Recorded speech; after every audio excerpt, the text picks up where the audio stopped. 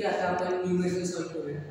आता आपण question read केला तर त्या क्वेश्चन मधून आपल्याला जो गिवन डेटा आहे तो मी इथे लिहून घेतलाय. आता त्यामध्ये आपल्याला जो फोर्स ऍक्ट करतोय तो आपल्याला दिलाय 5 किलोन्यूटनचा. नंबर ऑफ बोल्ट्स दिले 3. मटेरियल ऑफ बोल्ट आहे 45 CA आणि त्यावरून आपल्याला त्याची SYD ची व्हॅल्यू भेटते ती आहे 380 न्यूटन पर एम स्क्वेअर आणि फॅक्टर ऑफ सेफ्टी दिला आपल्याला 3. आणि त्यांनी विचारलेलं आहे आपल्याला size of the bolt determine करायचं. आता ह्या प्रत्येक बोल्टचं आपल्याला साइज डिटरमाइन करायचं. याचा अर्थ काय की आपल्याला त्याची नॉमिनल डायमीटर काय ते कॅल्क्युलेट करायचं. आता ते कॅल्क्युलेट करण्यासाठी आपण आता याचं ॲनालिसिस करणार आहोत. आता इथे तुम्हाला ती डायग्राम दिसते की आपल्याला जो बोल्ट दिलाय थ्रेडेड जॉईंटचा बोल्ट दिलाय तर मग तो कोणत्या फोर्सचा अंडर ऍक्ट करतो. आता ह्या केसमध्ये आपल्याला 3 बोल्ट्स दिले. आता ह्या 3 बोल्ट्स जर तुम्ही सेंटर ऑफ ग्रॅव्हिटी काढली तर centre of gravity by symmetry ही त्या मधल्या बोल्टवर आणि सेंटर ऑफ ग्रॅव्हिटीच्या तर आता तो जो सेंट्रल बोल्ट आहे तोच आपल्याला सेंटर ऑफ ग्रॅव्हिटी म्हणून त्याला ट्रीट करायचा. तर सेंटर ऑफ ग्रॅव्हिटी जिथे असेल तर मग एसेंट्रिकली जो लोड त्या बाजूला ऍक्ट होतोय तर त्याला आपण काय करू ह्या साईडला शिफ्ट करू शकतो. आता त्या लोडला आपण ह्या साईडला शिफ्ट केलं तर तो सेंटर ऑफ ग्रॅव्हिटीला ऍक्ट करेल आणि सेंटर ऑफ ग्रॅव्हिटी आपली आहे बोल्ट नंबर 2 वर. ठीक आहे. तर आता जेव्हा आपण एसेंट्रिक लोड जेव्हा आपण अप्लाय करतो तेव्हा दोन टाइपचे आपल्याला फोर्सेस इथे भेटतात. एक असतो प्रायमरी शिअर फोर्स आणि एक असतो सेकंडरी शिअर फोर्स. आता प्रायमरी शिअर फोर्स आणि सेकंडरी शिअर फोर्स हे आपल्याला दोघं कॅल्क्युलेट करायला लागतात आणि त्याचा रिझल्टंट घेऊन आपल्याला फॅक्टर फोर्स काढायला लागतो. आणि तो आपण कसा काढतो तो आपण बघू. शिअर फोर्स त्याला कॅल्क्युलेट करण्यासाठी आपल्याकडे हा फॉर्म्युला आहे. प्रायमरी शिअर फोर्स म्हणजे काय जो टोटल फोर्स आपला ऍक्ट होतोय त्याला आपण डिवाइड करायचं नंबर ऑफ बोल्ट्स त्याने आपल्याला प्रायमरी शिअर फोर्स होतो. आपला टोटल फोर्स जो आहे तो 5 किलोन्यूटनचा आहे. टोटल फोर्स जो आहे आपला 5 किलोन्यूटनचा आहे म्हणजे 5000 newton upon number of bolts 3. तर ह्यावर आपल्याला प्रायमरी शिअर फोर्स भेटला about 1666.67. हा झाला आपला फर्स्ट प्रायमरी फोर्स. आता हे जे प्रायमरी फोर्सेस आहेत प्रायमरी शिअर फोर्सेस आहेत ते कसे ऍक्ट करतात ते तुम्हाला ह्या डायग्राम वरून कळेल.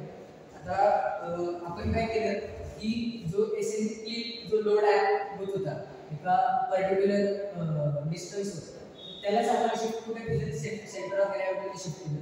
आता सेंटर ऑफ ग्रॅव्हिटीला जेव्हा इथे शिफ्ट केलं तेव्हा त्या फोर्सला रेजिस्ट करण्यासाठी प्रत्येक बोल्ट आपापल्या हिशोबाने एक रिएक्शन फोर्स अपवर्ड ऍक्ट करेल आणि ती जी रिएक्शन फोर्स आहे त्यालाच आपण प्रायमरी शिअर फोर्स म्हणून डिनोट केले. आता आपल्याला दुसरा जो आहे की आपण फक्त हा फोर्स शिफ्ट केला पण त्याचा इफेक्ट पूर्णपणे आपल्याला जर पाहिजे असेल तर त्याच्यासोबत जो लागणारा मुवमेंट आहे तो पण देखील आपल्याला इथे कन्सिडर करायचा आहे. आता त्याच्यासोबत जो मुवमेंट आहे तो काय असेल this force into the distance from the centre of gravity. आता इथे डिस्टन्स किती आहे 75 + 30 + 200 म्हणजे हीच काय व्हॅल्यू तुमची ई ची व्हॅल्यू आहे. ही पूर्ण जी आहे ती तुमची ई ची व्हॅल्यू आहे. ई ची व्हॅल्यू आता तुम्ही कॅल्क्युलेट करू शकता 75 + 30 + 200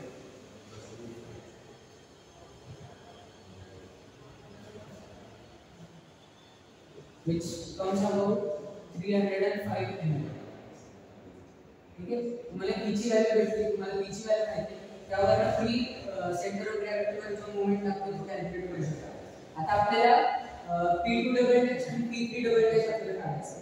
आता तुम्ही एक गोष्ट लक्षात घ्यायची असेल आता सेंटर ऑफ ग्रॅव्हिटीवर जो मोमेंट लागतो तर ह्याच्या अबाउट तुम्हाला कोणताही फोर्स काढायची गरज नाही कारण तिथं रेडियस जो आहे फोर्सचा तो 0 असणार म्हणजे इथे जर तुम्ही एखादा फोर्स जरी घेतला P2 डबल डॅश तर तिथे तुम्ही म्हणजे कोणताही मोमेंट तिथे ऍड करणार नाही त्यामुळे P2 डबल डॅश काढायची गरज नाही. तुम्ही sorry P1 double dash P2 double dash काढायची गरज नाही. P2 डबल डॅश सॉरी जे सेकंडरी शिअर फोर्सेस आहेत तर ते आपण आता कॅल्क्युलेट करू. ते कॅल्क्युलेट करण्यासाठी आपण काय करणार आहोत की सेंटर ऑफ ग्रॅव्हिटीवर जो मोमेंट ऍक्ट करतो ते मोमेंटची इक्वेशन आपण घेणार. आता P into E इथे मोमेंटची व्हॅल्यू आहे. आता P into E जो आहे तो एक्सटर्नल फोर्स जो लागतो त्याच्यामुळे जो मोमेंट क्रिएट झाला त्याची व्हॅल्यू. आता त्याला रेजिस्ट करण्यासाठी प्रत्येक बोल्ट त्याच्या अपोजिट डायरेक्शन मध्ये एक मोमेंट लागेल. तर ते मोमेंट काय असेल P1 double dash into R1 plus P2 double dash into R2 plus P3 double dash into R3. तर ह्या केसमध्ये कसं होतं की जो R2 आहे जो P2 डबल डॅश आहे R2 आहे तर R2 सेंटर ऑफ ग्रॅव्हिटी आणि जो सेकंड बोल्ट आहे तो एकाच जागी असल्यामुळे R2 कंप्लीटली झिरो होतो. त्यामुळे R2 आपण निग्लेक्ट करू शकतो. आता दुसरी एक गोष्ट काय की P1 double dash is equal to C into R1. C म्हणजे nothing but constant of proportionality. म्हणजे हा जो फोर्स आहे तो डायरेक्टली डिपेंड करतो कशावर रेडियसवर. ठीक आहे. So P1 double dash is equal to C R1. Similarly P2 double dash is equal to C R2. Similarly P3 double dash is equal to C R2. जर आपण हे जे व्हॅल्यूज आहेत ते ह्या इक्वेशन मध्ये जर पुट केले तर आपल्याला C कॉमन काढून R1 square plus R2 square plus R3 square असं आपल्याला भेटेल. आता यावरून C ची व्हॅल्यू काय भेटते C is equal to P into E upon R1 square plus R2 square plus R3 square. आता जे आपण P1 double dash is equal to C R1 त्यामध्ये C ची व्हॅल्यू पुट केल्यावर आपल्याला P1 डबल डॅश भेटतो P into E into R1 पर R1 square plus R2 square plus R3 square. आता P1 double dash जो आहे तो आपण डायरेक्टली ह्या फॉर्म्युलावरून कॅल्क्युलेट करू शकतो. आता फक्त काय करायचं आपल्याला व्हॅल्यू सेट करायला लागेल. P आहे आपल्याला 5000 न्यूटन. E जो आहे तो आपण कॅल्क्युलेट केला 305 mm. R1 कोणतं घ्यायचं R1 म्हणजे P1 double dash into R1 हा आहे. ठीक आहे. P1 double dash into R1 म्हणजे किती असेल 75 mm. आणि खाली आता R1 स्क्वेअर म्हणजे 75 चा स्क्वेअर प्लस जसं मी तुम्हाला सांगितलं सेंटर ऑफ ग्रॅव्हिटी आणि बोल्ट नंबर 2 हे कोइन्साइड फॅक्टर करून R2 काय घ्यायचा आपण 0 घ्यायचा आणि R3 परत त्या दोघांमधलं डिस्टन्स म्हणजे 75. हे बघा R3 into P डॅश म्हणजे हा किती झाला 75.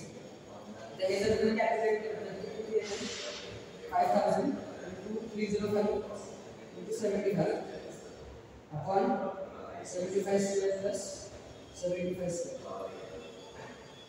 म्हणजे हे येते आपलं 10166.67 न्यूटन. हे झालं P1 double dash. Okay P1 double dash. आता याला सिमिलरली आपण P3 डबल डॅश जरी घेतला तरी by symmetry P3 double dash पण P1 डबल डॅश च्या इक्वल आहे. त्यामुळे P3 double dash is equal to P1 double dash which is equal to 10,166.67 metre. ठीक आहे. आता आपण सुरुवातीला प्रायमरी शिअर फोर्स काढला दुसऱ्या वेळेला आपण सेकंडरी शिअर फोर्स काढला. आता आपल्याला रिझल्ट काढायचा.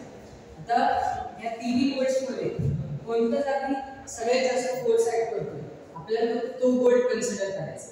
आता या केस मध्ये नंबर 1 चा जो बोल्ट आहे बोल्ट नंबर 1 यामध्ये प्रायमरी शिअर फोर्स हा अपवर्ड डायरेक्शन मध्ये ऍक्ट करतो आणि सेकंडरी शिअर फोर्स हा डाउनवर्ड डायरेक्शन मध्ये ऍक्ट करतो. म्हणजे ह्याचा जो रिझल्ट आहे तो कमी निघतो. सेकंड केस मध्ये P2 म्हणजे जो सेकंड बोल्ट आहे त्यावर फक्त एकच फोर्स ऍक्ट करणार कारण P1 डॅश P2 डॅश हा फक्त एकच फोर्स ऍक्ट करणार.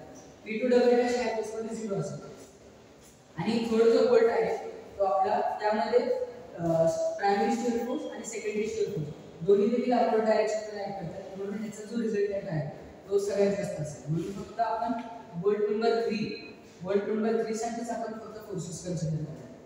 तर प्रायमरी शिअर फोर्स आपल्याला P3 डॅश आपल्याला भेटला 166.67 आणि P3 डबल डॅश आपल्याला भेटलेला 10166.67. तर मग रिझल्टंट ह्याचा काय असेल P3 which is equal to P3 dash plus P3 double dash. So 166.67 plus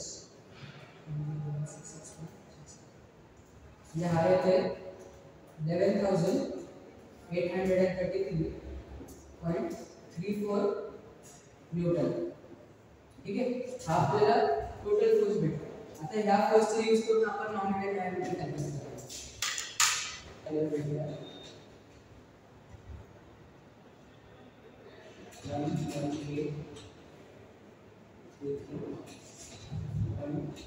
1.834 Newton.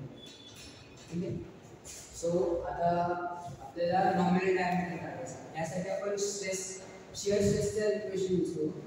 Shear stress is P upon A and here A is nothing but pi by 4 dc square. A core diameter चे use करून आपण त्याचा cross sectional area घेतो. ठीक आहे, so आपल्याला टाव वगैरे काढायला आहे. आता टाव जो आहे आपण कोणते ऐक ना, tau is equal to 0.5 SY to the power factor of safety. तो कोणती theory? Maximum shear stress theory. नाही प्रिन्सिपल माझ्या पण तिकट करतो. ठीक आहे सर, तर मग आपण जो टाव काढणार आहे तो सेकंड थेरी ऑफ फेलियर काढणार आहे. By second theory of failure आपल्याला टाव असतो 0.5 SYT upon factor of safety. आता SYT आपल्याला ह्याच्यावर क्वेश्चनवर भेटलेला तो आहे 380 Newton per MM square upon factor of safety आहे 3. सो आपल्याला हा भेटला 0.5 into 380. सो शियर स्ट्रेस आपल्याला जी मॅक्सिमम शियर स्ट्रेसची व्हॅल्यू आहे ती आहे 63.33 न्यूटन पर एमएम स्क्वेअर. ठीक आहे, ही तुम्हाला मॅक्सिमम शियर स्ट्रेसची व्हॅल्यू भेटली. आता हीच तुम्हाला व्हॅल्यू इथे यूज करायची. तर 63.33 इज इक्वल टू P ची व्हॅल्यू किती आपली 5000 upon pi by 4 into dc square. आता यावरून तुम्हाला dc भेटेल. तर dc is equal to under root of 4 into 5000 upon 63.33 into pi. हे जर तुम्ही कॅल्क्युलेट केलं तर त्याचा आन्सर येतो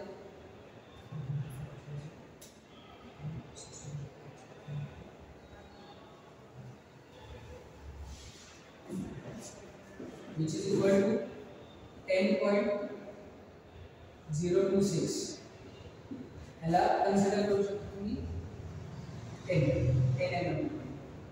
ठीक आहे, आता ह्याच्यावरून तुम्हाला नॉमिनल डायमीटर काढायचं. तर नॉमिनल डायमीटरचा फॉर्म्युला बोल्ड स्टेप असतो D is equal to DC upon 0.8. DC आपला भेटला तुम्हाला 10 upon 0.8 म्हणजे हे किती आलं, which is equal to 12.5 आणि त्याला तुम्ही कन्वर्ट करू शकता किती 40 mm. therefore the size of the bolt is 40 mm. तर अशा प्रकारे तुम्ही हा व्हिडिओ सॉल्व्ह करू शकता. आता ह्या केस मध्ये पण तुम्हाला वेगवेगळ्या प्रकारचे अरेंजमेंट्स देतील, तर तुम्ही त्याच्यावर पण न्यूमेरिकल प्रॅक्टिस करा आणि जर काही डाऊट असेल तर तुम्ही विचारू शकता.